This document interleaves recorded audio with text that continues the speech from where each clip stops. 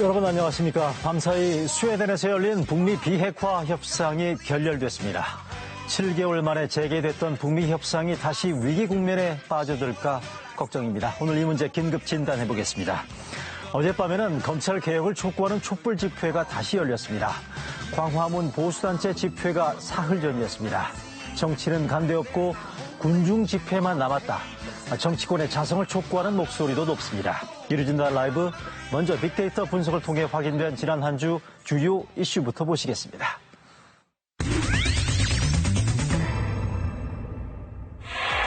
KBS의 빅데이터 분석을 통해 선정한 지난 한 주간 네이버에서 가장 많이 본 뉴스입니다. 정치 분야입니다. 검찰의 조국 장관 일가 수사와 관련해 개혁 요구가 커지는 현실을 검찰이 성찰해 이해한다는 문 대통령의 메시지를 분석한 기사입니다. 검찰 수사에 대해 사실상 경고의 성격이라는 해석을 전했습니다. 경제 분야에선 SK 하이닉스가 일본의 수출 규제 품목인 액체 불화소의 국산화에 성공했다는 소식입니다. 국산 제품은 이달부터 일부 반도체 생산 라인에 투입된 것으로 전해졌습니다. 사회 분야에선 개천절에 서울 도심에서 조국 법무장관의 사퇴를 촉구하는 범보수 진영의 대규모 집회가 열렸다는 뉴스입니다. 진보 진영의 검찰개혁 집회도 계속 열리면서 양 진영 간 세대결 양상을 보이고 있습니다. 생활 분야에선 괌 동쪽 해상에서 태풍의 전 단계인 열대 저하프가 발생했다는 소식입니다. 태풍이 되면 올해 19번째 태풍으로 한반도에 영향을 미칠지는 미지수입니다. 세계 분야에선 태국에서 파티 도우미 역할을 했던 여성 모델의 죽음이 파장을 낳고 있다는 기사입니다. 사망 배경에는 도우미 모델에 대한 성적 착취와 낮은 인권의식이 깔려있기 때문이라는 분석이 나옵니다. 빅데이터 이슈였습니다. 네, 먼저 정치권 소식부터 듣겠습니다. 오늘도 역시 늘 불꽃 튀는 공방을 펼쳐주셨던 여야 대변인 나와주셨습니다. 민주당 이재정 대변인, 자유한국당 전희경 대변인, 안녕하세요. 안녕하십니까. 네, 안녕하세요. 안녕하세요. 먼저 어제 있었던 서초동 서울 검찰청사 앞에서의 촛불 집회 얘기부터 해보겠습니다. 화면 준비됐나요? 한번 틀어주시죠. 네, 지난주에 이어서 검찰개혁을 촉구하는 촛불 집회가 어제 다시 열렸죠. 어제 오후부터 진행됐던 헬기에서 촬영한 화면 보고 계시는데요. 어제도 많이 보였다고 합니다. 검찰개혁과 조국 장관 사수를 외쳤다고 하죠.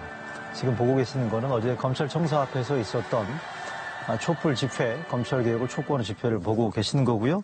또 광화문 집회에도 한번 비교 삼아서 한번 보실까요?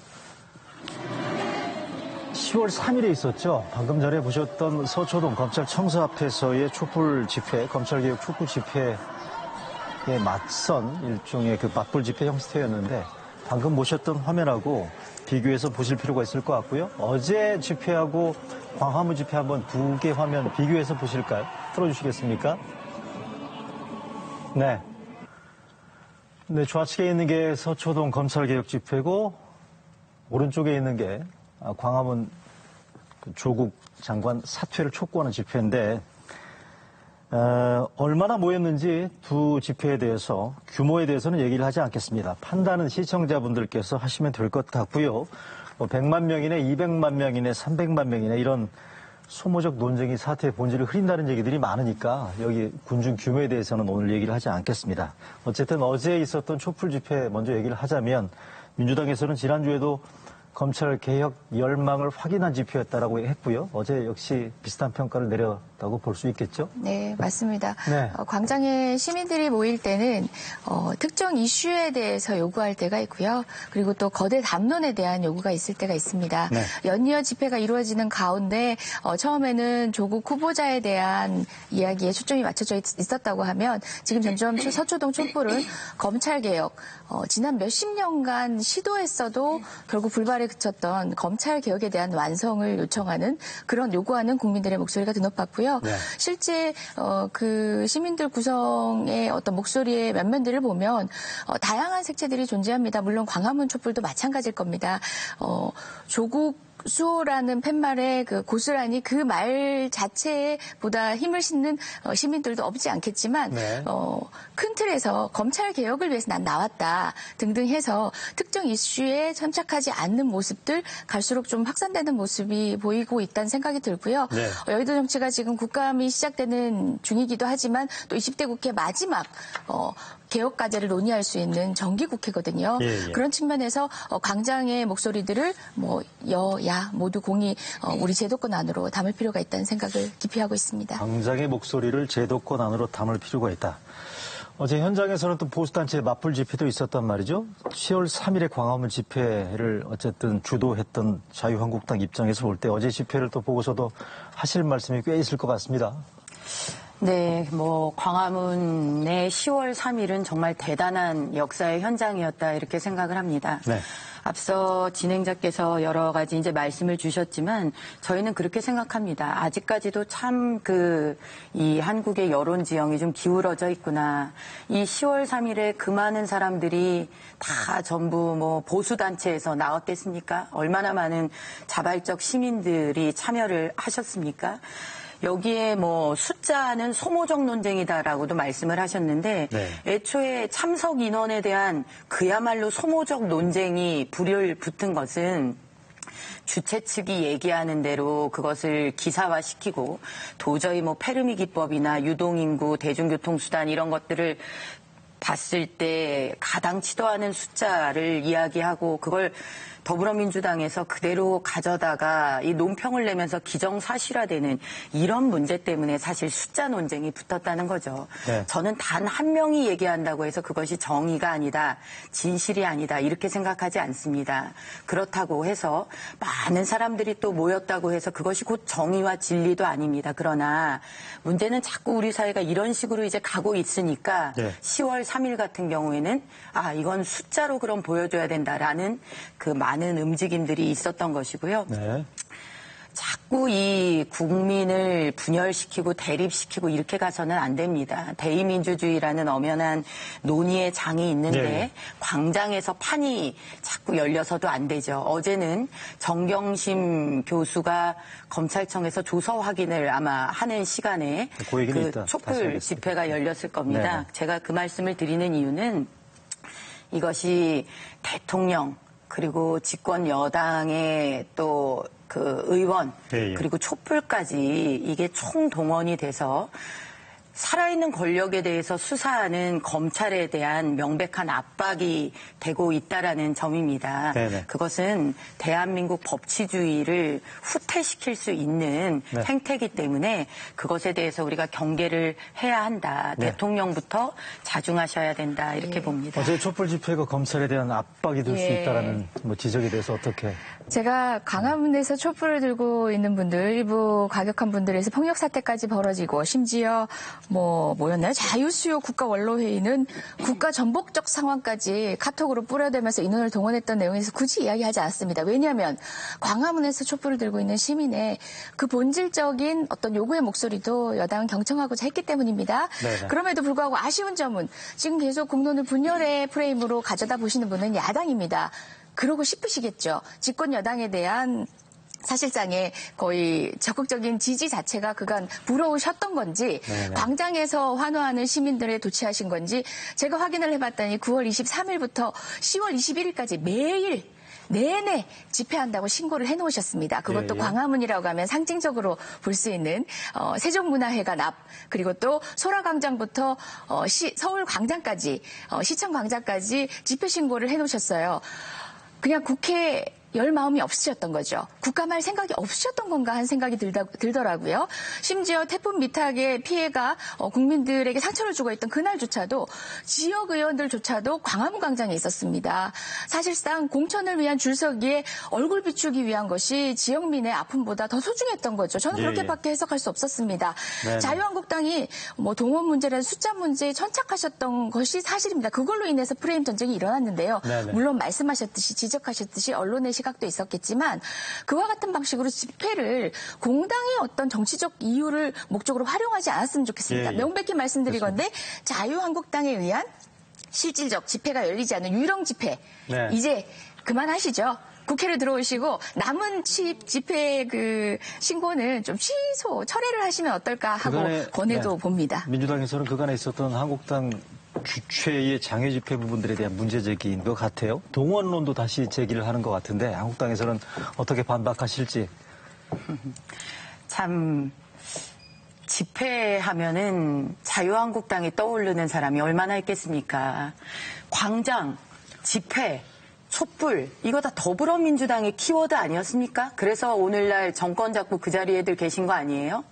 오죽했으면은 지금 사람들이 광장으로 시위 한번 제대로 안 해본 사람들이 나오겠습니까? 그러다 보니까 이 보수 진영의 우파 진영의 집회들이라는 게 뭐가 별게 없어요.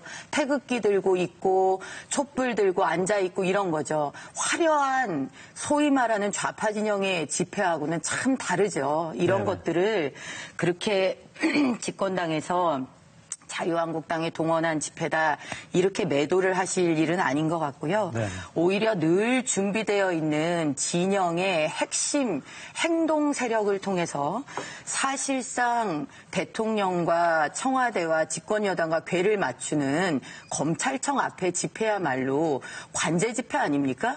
아니 관이라는 게 뭐예요? 야당이 관이 어디 있습니까? 관을 동원할 수 있는 거는 여당한테만 특화된 표현입니다. 자, 그다음에 통역 상황을 말씀하셨어요. 자, 일부 뭐 그런 일들이 있었다고 합니다. 그런데 폭력 집회다? 그때 그 많은 군중이 모였는데 어떤 폭력이 어떻게 벌어졌다고 그거를 그렇게 일거에 이야기할 수 있는지 모르겠습니다. 오해하시기 바랍니다. 폭력 집회는 민노총이 전문이죠. 집회에 대해서는 좀 아니 민노총이 국회 담장 허물어뜨리는 집회를 했을 때 더불어민주당이 민노총의 집회 양태에 대해서 뭐라고 하셨는지 모르겠습니다. 이거야말로 아니죠. 이거야말로 어떤 진영 프레임으로 넣는 진영이 갈려가지고 당장의 목소리 중에 지금 모두 들을 목소리를 경청했으면 좋겠습니다. 진영이 갈려서 대한민국의 진영이 갈려져 있습니다. 명백히. 자유한국당이 집회를 한다라고 얘기를 하고 우리 깃발을 들고 우리의 무대를 차렸습니다. 그런데 더불어민주당은 당원들 나오시라고 했죠. 더불어민주당은 동원한 티 안 내려고 작전을 짜셨죠. 자, 그럼 요거 하나 이렇게 가면 안 됩니다. 저기 충분히 말씀하신 것 같은데 솔직해지고 좀 했으면 좋겠고 제가 또 한 가지만 말씀드릴게요. 잠깐만, 그 다음에 제가 아니 발언기를 드릴 국회로 테니까요. 돌아오라고 하셨는데 지금 국회에서 국정감사 다 하고 있지 않습니까? 알겠습니다. 자기가 촛불을 들고 계시더라고요. 보이콧한 적이 없습니다. 자, 집회 성격에 대해서 이 정도로 얘기를 하고요. 그렇다면 지금 두 분 대변인께서도 말씀을 하셨습니다만 현재 집회 양상이 뭐 새 대결이나 새 과시 양상으로 진행되고 악화되면서 이게 지금 국론 분열로 치닫고 있는 부분들에 대해서 정치권의 자성을 촉구하는 목소리가 높단 말이죠. 특히 여당 같은 경우에는 어쨌든 책임 있는 집권 여당으로서 이런 국론 분열 양상을 이대로 가는 거에 대한 부담도 클 것 같은데 말이죠. 어떻습니까? 예. 민주주의라는 게 본래 이제 갈등에서 결국은 이제 진일보하는 제도입니다. 정치가 그 역할이죠. 예. 그리고 저도 이제 제야에 있을 때 변호사 역할을 하면서 누구보다도 표현의 자유 부분에 치중을 해서 오죽하면 표현의 자유 전문 변호사라는 닉네임이 붙었던 변호사인데요. 네. 정당인도 집회에 참여할 수 있고요. 공당도 집회 주최자가 될 수 있습니다. 저는 그런 광화문 집회 양상에 대해서 한 번도 비난해 본 적 없습니다. 다만 동원의 프레임을 먼저 짜면서 각 당의 어떤 지역위원장 등의 할당을 하고 했던 방식에 대한 지적을 한 것이고 그 부분의 지적도 더불어민주당에 먼저 있었던 것이 아니라 자유한국당이 관제 집회니 동원 집회니 하는 방식으로 집회를 폄훼하면서 그렇게 따진다면 공당이 집회 신고자가 돼서 매일매일 집회하겠다고 했던 광화문 집회야말로 라는 방식으로 부대에서 의견을 제시했던 거지 전혀 광화문 집회든 서초동 촛불 집회든 우리 진행자께서 말씀하신 대로 국민의 목소리입니다. 다만 분열되어 보이는 것들을 조절해야 될 우리 정치인은 어디 갔느냐라고 국민이 물으신다는 건데요.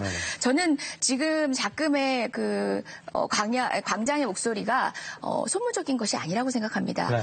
그간 그렇게 어려웠던 검찰 개혁에 대한 요구, 노무현 그다음에 김대중 정부 10년을 하고도 어려워서 우리 노무현 대통령을 보내드려야 했던 정도로 극악했던 남용권이 심각했던 그런 무소불위의 검찰 권력이었습니다. 지난 10년은 동결돼 있습니다. 더 악화됐을지도 모르는 것들인데요. 네. 그것에 대한 목소리가 강력한 저항에 놓이는 것은 저는 어쩔 수 없다고 봅니다. 물론 광화문에 있는 분들의 또 현안에 대한 목소리 역시 경청을 하겠지만 근원적으로 지금 광장에서 들려오는 목소리는 제도권에서 시도했지만 시도하지 못한 것에 대한 자성을 촉구하는 목소리입니다. 저는 이런 힘을 국회가 의식할 필요가 있다는 거죠. 검찰 개혁에 대한 논의를 이제 시작해야 됩니다. 네네. 패스트트랙 저희가 표결을 강행하기 위해서 올려놓은 법안 아니라고 말씀드렸거든요. 네네. 그래서 저는 이런 갈등을 해결하는 시작은 국회에서 국정감사는 국정감사대로 진행을 하더라도 광장의 목소리 갈등에 기대지 마시고 그 갈등을 풀어낼 수 있는 개혁 과제에 대한 실질적 논의를 시작하는 게 우리 국회가 시작할 수 있는 일입니다. 목소리는 경청을 해야 된다. 그렇죠. 경청을 해야 하나 국회가 그 담아내야 목소리에 된다는 얘기고요. 정말 알맹이들 보다 네네. 본질적으로 요구하는 시대의 방향에 대한 목소리는 국회에 패스트트랙으로 올려져 있습니다. 그 네네. 논의를 시작하면서 의견을 보태십시오. 그럼 그때는 의견을 참여 못하셨다고 얘기를 하시니 지금은 국회로 돌아오셨다고 얘기하시니 이제 논의를 해야죠. 출석만이 네네. 모두가 아닙니다. 논의를 하는 게 국회의원의 실질적인 역할이거든요. 그래서 제가 한국당에 드리고 싶은 질문이 지금 뭐 장외 집회가 뭐 이어지고 있다라는 민주당 쪽의 비판이 있습니다만 지금 국정감사 기간이고요. 정기국회 기간인데 장외 집회라는 부분들에 대한 프레임이 압도가 되면서 야당으로서는 정기국회에서 여당을 상대로 비판하고 지적하고 문제를 삼을 수 있는 기회를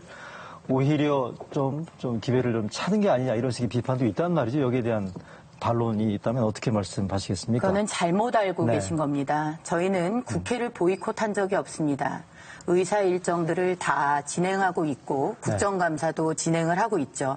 저희가 애초에 뭐라고 말씀을 드렸냐 하면 이 문재인 정권의 잘못된 여러 정책들 또 조국 임명 강행과 관련해서 원내 장외 투쟁을 병행하겠다라고 이야기를 했습니다. 네. 지금도 병행 중입니다. 그리고 장외 투쟁이라는 것도 야당이 가지고 있는 국민과의 호흡이라는 측면에서 굉장히 중요한 포인트가 되겠죠. 네. 앞서 검찰 개혁을 말씀하셨는데 저는 이 정권을 보면서 참 희한한 정권이다라는 생각이 듭니다. 왜?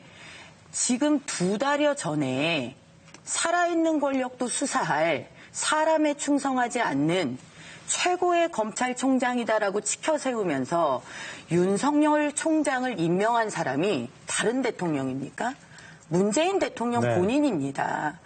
그 검찰총장이 살아있는 권력인 조국이라는 현 법무부 장관을 대통령이 임명한 장관을 지금 수사를 하고 있는 겁니다. 네네. 자, 이런 상황을 지켜보는 국민들이 황당하고 기막힐 일이죠. 뭐 하는 거야? 이렇게 볼 일입니다. 그런데 이게 제대로 가기 위해서 검찰이 제대로 수사를 하라고 하기 위해서 대통령의 검찰개혁이라는 미명의 사실상의 수사자제 요구 그다음에 집권 여당의 검찰에 대한 네. 피의사실 공표 공무상 비밀 누설로 검찰이 고발하는 이런 희한한 상황을 국민들이 지금 참아내면서 네네. 검찰들이 제대로 수사하라고 하는 것입니다. 네. 제가 아까 말씀을 하셨으니까 저도 이름을 좀 불러드릴게요. 자, 이재수, 변창훈 이런 사람이 어떤 분들인지 아십니까?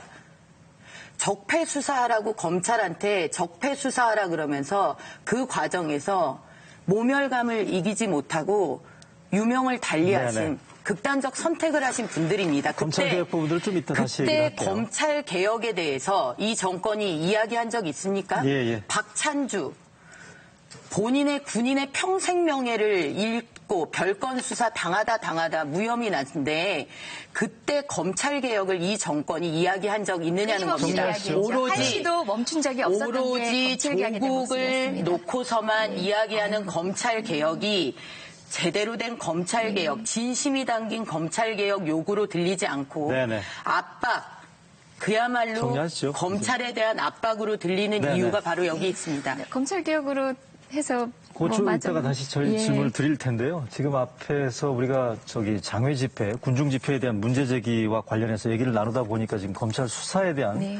비판으로 좀 이어지는 상태인데 군중 집회, 그러니까 광화문 집회도 있었고요. 서초동 검찰청사 앞에서의 검찰 개혁을 촉구하는 집회가 지금 계속 이어지면서 정치 부재에 대한 비판들이 지금 제기되고 있다는 부분들에 대한 문제 제기를 지금 두 대변인한테 여쭤보고 있는 그런 상황에 지금 검찰 수사가 얘기가 나왔습니다만 어제 여야 대표가 어제와 그제 태풍 피해 현장을 찾은 것도 이런 분위기, 여론과 무관하지 않다라는 건데요.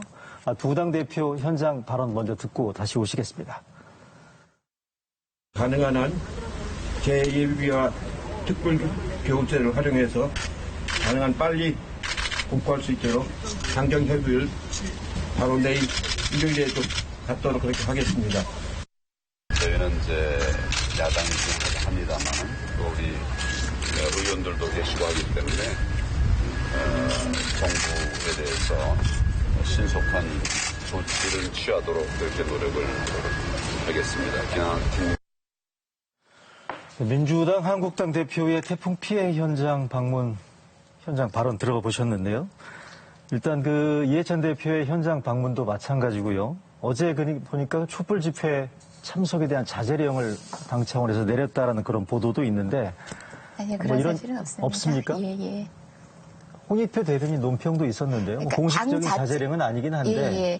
일부 의원들이 하도 동원 프레임이 있다 보니까 의원들이 가면 또 그런 프레임으로 또 촛불 광장의 분리적 목소리가 훼손될까 우리가 괜한 방해가 되면 안 되겠다라는 의원들의 목소리가 있었고요. 그럼에도 불구하고 당이 집회를 동원할 수도 없거니와 동원하지 그러니까 가지 말라는 얘기도 할 수 없습니다. 집회는 정당인이건 정당인이 아니건 누구한테든 자유이기 때문에 그래서 실제 참여했던 분도 있는 것으로 압니다. 다만 그것이 공식적으로 확인될 정도로 드러내는 방식으로 정치인들이 면을 세우기 위해서 또는 지구당의 모든 사람들, 자기 지역위원회 모든 사람들을 대거 동원해서 이 방식으로 아니었다는 거죠. 예. 네, 어쨌든 민주당 입장에서는 그게 광화문 집회하고 맞불 형태로 이렇게 이어지는 프레임에 대해서는 부담을 느끼는 건 맞는 것 같고요. 떠나서 저희는 저희 당이 집회 신고자하고 주최자가 아닙니다. 그런 의미에서는 서초동 집회 사진을 올려놓고 민주당 로고를 딱 올리는 언론에 대해서는 조금 그와 같은 방식이 되려 광장에 나온 시민들을 조금 억울하게 만들 수 있는, 모욕하게 만드는 일이기도 합니다. 물론 이제 정치라는 게 민의를 대표하긴 하지만 특정 정당의 로고 안에 갇힌 자기 모습을 보는 건 그 시민들도 원하지 않는 모습일 거라고 생각하고요. 황 대표의 그렇다면 어제 황 대표 현장 방문은 어떤 취지에서 기획이 됐다라고 볼 수 있습니까? 저희는 야당이지만 집권을 했던 정당으로서의 국정에 대한 또 책임감을 가지고 있습니다. 태풍 피해를 입으신 분들을 찾아서 보고 야당으로서 협조할 수 있는 부분 또 챙겨야 되는 부분들을 챙기겠다라는 그런 의지의 표명이다. 이렇게 볼 수 있겠습니다.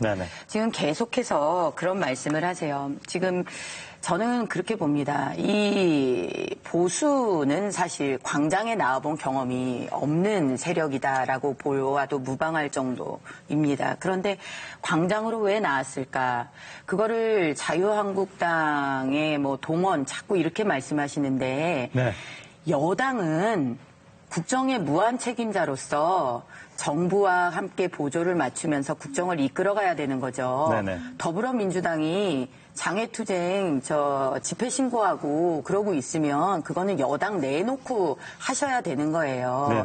야당은 그렇지만 그거와는 다르죠. 야당의 장애투쟁에 시민 참여를 독려하는 것을 동원이다 이렇게 얘기를 하는 것은 그건 어폐가 있는 것이고 저희도 제보를 많이 받습니다. 시민 참여 버스 타러 오실 분들 오세요 이렇게 얘기해서 연락처가 담당자하고 연락처가 적혀 있는데 그게 이제 민주당 쪽에 인사였다. 먼저 하시죠. 민주당이 인사였다 이런 것들이 다 말씀하신 거면 제가 할 수 있도록 기회를 주시면 좋겠습니다. 이런 것들을 놓고 봤을 때 그렇게 이제 일방적으로 한쪽은 동원, 한쪽은 자발적. 처음에는 숫자로 얘기하다가 그게 안 되니까 지금 미탁에 대한 이야기 제가 좀 하고 싶습니다. 그 태풍에 대해서 저희도 야당으로서 챙길 부분을 챙겨 나가겠습니다. 그래서 황교안 대표도 가셨던 거고요. 저희 어제 이제 저도 같이 강원도 동해를 다녀왔는데요. 동해, 삼척, 강릉 할 것 없고 또 대구, 부산 많은 피해들이 있었습니다. 피해 당일 그리고 피해 다음 날 저희가 바로 대책 대책회의를 했었는데요. 예, 예. 어제 말씀 이미 국민께 드리기로는 오늘 저희가 고위 당정청 회의가 있는데요. 바로 논의를 해서 휴일이지만 논의를 해서 내일 예비비하고 특교 부분들 바로 조속히 집행될 수 있도록 하겠다고 현장에 계신 예, 예. 우리 이재민께도 말씀을 드렸고요. 대표도 아까 비슷한 말씀을. 예. 소중한 그리고 귀한 생명 그리고 또 소중한 재산 피해를 입으신 모든 분들께 정말 안타까운 마음 함께 네, 하고 예. 있다는 말씀 드리고 싶고요. 예. 무엇보다 쇼를 위한 것들이 아니라 실질적으로 이런 예산들이 집행될 수 있도록 야당이 도와주시면 좋겠고 황교안 대표님이 아쉬운 것은 예. 그 미탁 피해가 확인된 바로 그 다음 날 말개개인 아침에 이불을 열고 있는 이재민의 손을 함께 잡고 이불을 여는 게 아니라 광장에서 그것도 지역위원회별로 3,400명씩 동원해야 된다는 그와 다시 같은 광장 방식을 썼던 얘기하시네요. 좀 아쉬웠어요. 네, 그래서 알겠습니다. 남아있는 이재민을 위한 여러 손길들에는 힘을 보태주시기 정리하십시오. 예, 알겠습니다. 부탁드리겠습니다. 그러면 자 주제를 좀 바꿔서요. 태풍 집회 관련된 얘기긴 합니다만 조국 장관 부인 정경심 교수가 어제 밤늦게 두 번째 소환 조사를 마치고 돌아갔는데 짧게 좀 질문 드리겠습니다. 또 저쪽으로 가시는 거예요? 아까 여기 갈게요. 검찰 얘기를 안 했기 지났으니까요. 때문에 비공개 아니, 소환 지금 부분들에 대한 갔다. 논란이 지금 끊이지 않고 있는데요. 짧게 좀 부탁드리겠습니다. 지금 그 두 번째 비공개 소환 논란에 대해서 한국당은 어떤 입장을 가지고 계시는지 어제 밤늦게 돌아갔다는 거예요. 아니, 먼저 좀 얘기 좀 드릴게요. 네. 그 황교안 대표 이불 너는 이런 것까지 그렇게 이런 토론 현장에서 그렇게 비난하는 그런 그렇죠. 거는 일찍 끌었습니다. 그거는 예의에 맞지 않는 것입니다. 그런 진정성 있는 행위를 네. 그렇게 이불 정파적으로 열고 오셨어요? 저는 모르고 전 상식적으로 표현한 것입니다. 네네. 정파적으로 그렇게 저는 저는 검찰 얘기 좀 하고 싶습니다. 그 부분이 참 늘 볼 때마다 아쉽다 이렇게 생각이 되고요. 예. 예비비 특교하십시오. 그 야당이 협조 안 하고 협조할 그거 없이 정부 여당이 마음만 먹으면 할 수 있는 부분 아닙니까? 정경심 교수 질문 드렸습니다. 신속하게 빨리 하시기 바랍니다. 네네. 정경심 교수 같은 경우에 지금 참 여러 가지 특혜를 받고 있죠. 자, 도주 우려, 네. 증거 인멸 이런 것이 핵심적인 구속 사유입니다. 그런데 네. 정경심 교수 같은 경우에는 사문서 위조 혐의라든지 이런 것도 있지만 또 크게는 증거인멸 교사 네. 이런 증거인멸과 관련된 여러 의혹이 있는데 네. 구속 수사하지 않죠. 자, 지금 이것도 문제입니다. 네. 그리고 조국 전 민정수석이 본인 SNS 활동을 통해서 밝혔듯이 왜 긴급 체포하지 않고 돌려보내가지고 말 맞출 시간 주느냐라고 옛날에 한때 다른 사람을 비난했던 적이 있습니다. 예. 지금 정경심 교수 상황이 딱 그런 상황이에요. 알겠습니다. 건강 문제를 얘기하면서 소환에 갔다가 다시 줘서 검토하러 왔다가 그러는데 예. 그런 것들이 국민의 눈높이에서는 이거 역시도 특권의 한 단면이 아니냐 이렇게 생각이 되고 또 게다가 공개 소환도 예. 공개 소환도 지금 하지 정리해 주시죠. 않았지 네네. 않습니까? 네네. 이런 것들이 참 살아있는 권력은 살아있는 권력이구나 이런 거를 느끼게 하는 씁쓸한 자, 민주당 반론. 대목이다. 아까 계속 윤석열, 민주당이 그렇게 환호해놓고 지금 왜 이러냐 하는데 네. 두 가지가 있습니다. 윤석열에 대해서 개인에 대해서 환호했던 게 아니라 그분은 그때부터 저는 그 말씀 드렸습니다. 검찰주의자라고요. 네. 그래서 여야 어떤 입장을 대변할 수 있는 사람이 아닙니다. 다만 네네. 검찰주의자라는 얘기는 비판의 지점입니다. 네네. 검찰 권력의 어떤 자기 나름의 로직으로 움직일 수 있는 부분을 염려했던 겁니다. 그런데 아니나 다를까 지금 광장의 목소리는요. 윤석열과 조국 개인으로 이렇게 매몰되는 거 아닙니다. 네네. 바로 검찰개혁과 검찰개혁을 저항하는 검찰의 목소리입니다.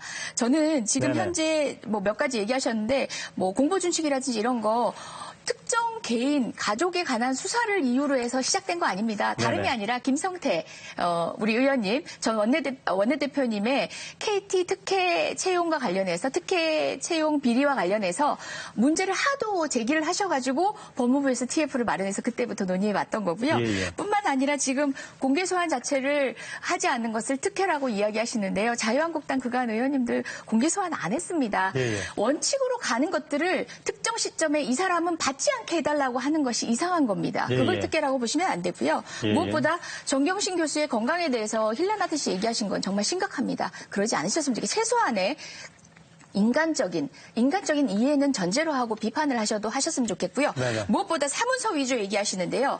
지금 현재 진행되고 있는 검찰 수사가 얼마나 엉터리인지는 이문정 검사님께서 국회 안전행정위원회 증인으로 나와 진술을 하셨습니다. 네네. 사문서 위주의 공소장요. 사실상 특정 안 된 것과 진배 없고 지금 현재 날인을 찍었다 그러고 난데 위조 우리 전자 위조로까지 얘기를 하고 있는데 그러면요 이거요 공소기각 판결 무죄 판결 되는 겁니다. 공소장 변경으로 해소할 수도 없는 세상에 우리 네네. 특수부 검사가 투자돼서 그렇게 투입돼서 이런 방식의 공소장 한 장까지 네. 받게 만들지 못했는지는 너무 저도 법조인으로서 안타깝고 오늘도 두 분 부끄럽습니다. 말씀 길어지면서 준비된 질문을 다 못 드릴 수밖에 없는 상황인데요. 여튼 네. 본질적인 문제는 윤석열이 아니고 조국이 아닙니다. 그간 난망했던 검찰 개혁의 문제에 대해서 알겠습니다. 단 한 번도 전 자유한국당의 입장을 들어본 적이 자, 없습니다. 15초 드리겠습니다. 마지막으로요. 자, 여러 이문정 검사 이런 얘기를 하시면서 네. 검찰 수사를 맹비난을 하셨습니다. 네. 결론을 두고 보죠. 이 수사 결과가 네. 어디까지 누구를 향하는지 두고 보겠습니다. 검찰 개혁 중요한 부분이죠. 예. 검찰 개혁 중요한 부분인데 지금 조국 수사를 앞두고 부르짖는 검찰 수사는 명백한 검찰에 대한 외압입니다. 다 바꾸십시오. 네. 다 바꾸십시오. 말씀 많으시잖아요. 단 조국 후에 바꾸십시오. 여기까지 그것이 시간이 없습니다. 진정성을 의심받지 않는 길입니다. 수십 네, 년 걸리는 오늘 모자란 일입니다. 얘기는 다 다음 주에 오셔가지고 다시 나눌 수 있도록 정말 하고요. 자유한국당의 검찰 개혁에 대한 어떤 플랜을 듣고 싶습니다. 네, 단 한 번도 알겠습니다. 들어본 적이 없습니다. 자, 다 두분 나와 말씀 잘 있습니다. 들었습니다. 다 네. 법안 살펴보시기 바랍니다. 다음에 다시 뵙겠습니다. 예. 감사합니다. 네.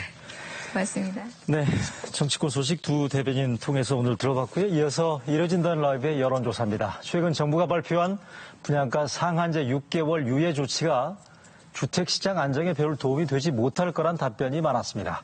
검찰 개혁을 위해서 뭐가 제일 시급한지도 저희가 함께 물어봤습니다. 함께 보시죠.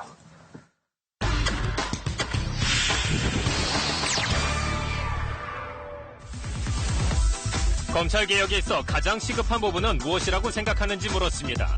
검찰의 수사 관행을 개선해야 한다는 응답이 33%로 가장 많았습니다. 다음으로 검경 수사권 조정이 22%, 공수처 설치가 17%였습니다. 이어 기소독점 완화, 직접수사 축소 등의 순이었습니다. 국회 패스트트랙으로 지정된 공수처 설치와 검경 수사권 조정 등의 사법개혁 법안이 국회에서 통과될 가능성이 어떤지 물어봤습니다. 통과 가능성이 반반이라는 답변이 41%로 가장 많았습니다. 가능성이 낮다는 27%, 반면 가능성이 높다는 20%였습니다. 지난 1일 정부가 발표한 민간 택지 분양가 상한제 적용의 6개월 유예 조치가 주택시장 안정에 어느 정도 도움이 될 것이라고 생각하는지 물었습니다. 도움이 되지 않을 거라는 의견이 52%로 도움이 될 거라는 38%보다 더 많았습니다.